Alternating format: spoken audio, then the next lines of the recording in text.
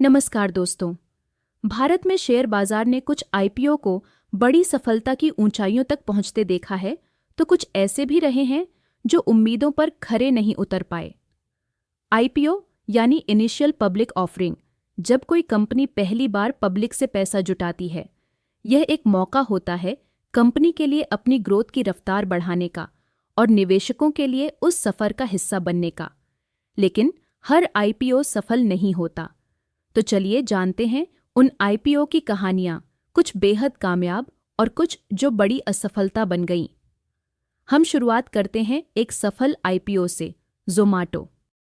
ज़ोमैटो का आईपीओ 2021 में आया और इसने भारत में स्टार्टअप आईपीओ के लिए एक मिसाल कायम की। इससे 9,375 करोड़ रुपए जुटाए गए और यह 38 गुना सब्सक्राइब हुआ। लोगों को ज़ोमैटो पर भरोसा था, ब्रांड मजबूत था, फूड डिलीवरी सेक्टर तेजी से बढ़ रहा था और एंड फाइनेंशियल जैसे बड़े निवेशक इसमें शामिल थे। हालांकि कंपनी मुनाफे में नहीं थी, फिर भी लिस्टिंग के दिन इसके शेयर में 53% की बढ़त देखी गई। ज़ोमैटो की सफलता ने दिखाया कि जब कंपनी का मॉडल भविष्य के लिए मजबूत हो तो निवेशक उस पर दांव लगाने को तैयार रहते हैं। अब देखते हैं एक और सफल आईपीओ जो देश का सबसे बड़ा था, एलआईसी। एलआईसी का आईपीओ 2022 में आया और इसने एक नया रिकॉर्ड बनाया। 21,000 करोड़ रुपए जुटाकर भारत का अब तक का सबसे बड़ा आईपीओ बना। एलआईसी का नाम हर घर में है और सरकार के समर्थन से इस पर भरोसा और भी मजबूत था। भले ही लिस्टिंग के बाद शेयर ने बहुत दम नहीं दिखाया, लेकिन निवेशकों का रिस्पॉन्स शानदार था। यह आईपीओ इस बात का उदाहरण है कि ट्रस्ट और ब्रांड वैल्यू कितना बड़ा रोल निभाते हैं। अब बढ़ते हैं उस आईपीओ की ओर जिसे निवेशकों ने हाथों हाथ लिया, डी मार्ट। डी मार्ट का आईपीओ 2017 में आया और लोगों ने इसे जमकर सब्सक्राइब किया, 105 गुना। इसने 1,870 करोड़ रुपए जुटाए। कारण था इसका मजबूत और मुनाफे वाला बिजनेस मॉडल, कम कर्ज और राधाकिशन दमानी जैसे भरोसेमंद प्रमोटर। आईपीओ 299 रुपये में आया और लिस्टिंग हुई 604 रुपये पर, यानी 102% की जबरदस्त छलांग। डी मार्ट ने यह दिखा दिया कि एक साफ, सरल और प्रॉफिटेबल मॉडल ही असली ताकत है।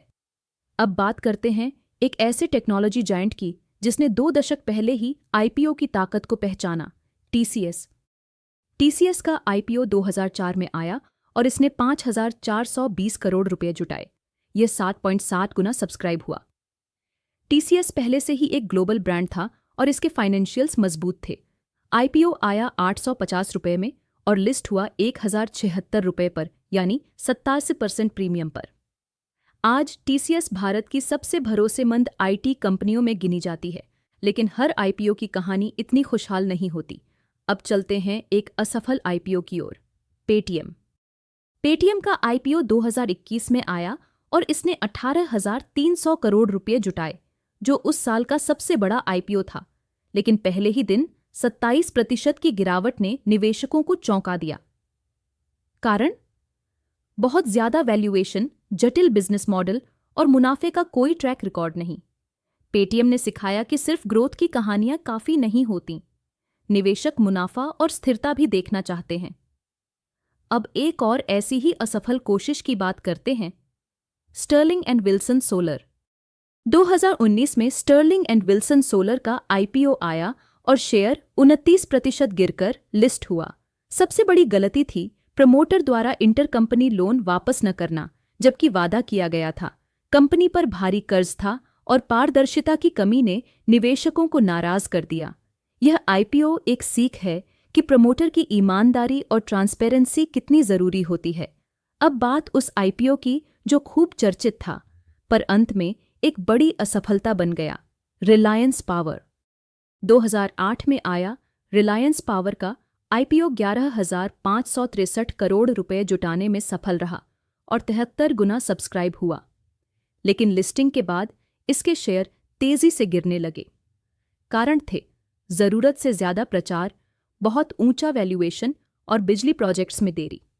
नतीजा ये हुआ कि निवेशकों को बड़ा नुकसान उठाना पड़ा।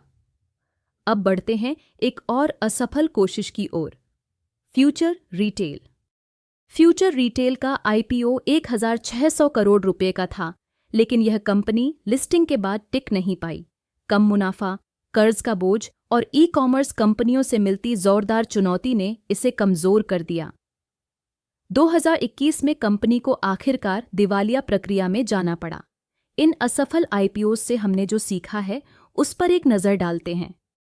कोई भी आईपीओ क्यों सफल होता है या असफल, इसके पीछे कुछ खास वजहें होती हैं, जैसे मजबूत बिजनेस मॉडल, यथार्थवादी वैल्यूएशन, प्रमोटर की विश्वसनीयता, बाजार की टाइमिंग और यह साफ होना कि जुटाए गए पैसे का इस्तेमाल कहाँ होगा। कंपनियों को आईपीओ लाने से पहले पारदर्शिता और रणनीति पर फोकस करना चाहिए। सही और स्पष्ट जानकारी देना, कोर स्ट्रेंथ पर ध्यान रखना और वैल्यूएशन को यथार्थ में रखना। निवेशकों को भी आंख मूंदकर भरोसा नहीं करना चाहिए। रिसर्च जरूरी है। ओवरहाइप्ड या उलझे हुए मॉडल से सावधान रहें और बाजार की स्थिति को समझें। आईपीओ एक अवसर है, लेकिन इसके साथ जोखिम भी होता है। ज़ोमैटो, डी-मार्ट और टीसीएस जैसी कहानियां बताती हैं कि सही सोच और मजबूत मॉडल से आईपीओ चमक सकता है। वहीं पेटीएम, रिलायंस पावर जैसी असफलताएं ये सिखाती हैं कि अगर बुनियाद कमजोर हो तो निवेशकों का भरोसा टूट सकता है। इसलिए चाहे कंपनी हो या निवेशक, आईपीओ से पहले सोच समझकर ही कदम बढ़ाना चाहिए। अगर आपको ये वीडियो पसंद आया हो तो लाइक करें, शेयर करें, कमेंट करें और चैनल को सब्सक्राइब करना न भूलें। अगर आप भी किसी आईपीओ में निवेश करना चाहते हैं तो आपके पास एक ट्रेडिंग और डीमैट अकाउंट होना जरूरी है। अकाउंट खोलने के लिए डिस्क्रिप्शन में दिए गए लिंक पर क्लिक करें और आज ही शुरुआत करें। Happy IPO investing.